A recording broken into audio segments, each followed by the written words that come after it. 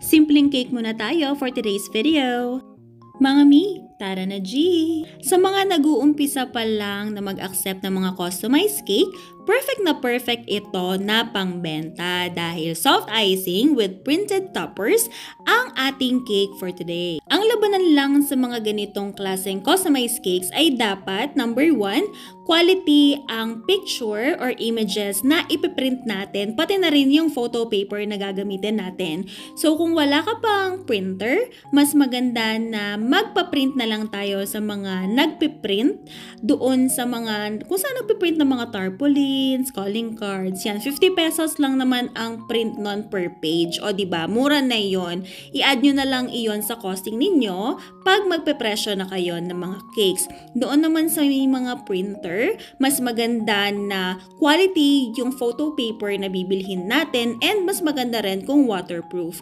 Pero kung hindi naman waterproof yung photo paper na gagamitin natin, ang technique dyan para hindi mabasa or mahawa yung ating picture doon sa cake ay lagyan natin ng tape sa may likuran. Amazing! Maganda rin ito na ino-offer sa mga customers na medyo budgetarian pero gusto nila is kahit papano customize yung kanilang cakes.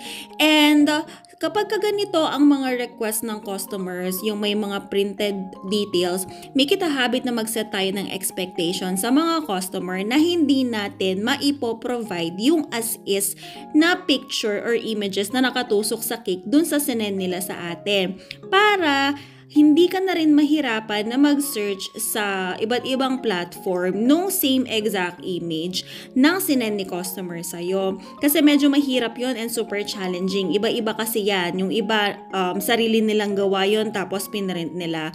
Tapos pinost nila dahil ganun yung order. So, mahirap kasi mangako ng 100% na magagaya mo yung cake. Ikaw din ang mahihirapan. Doon naman sa mga sizes ng mga images, paano masisigurado na tama yung size?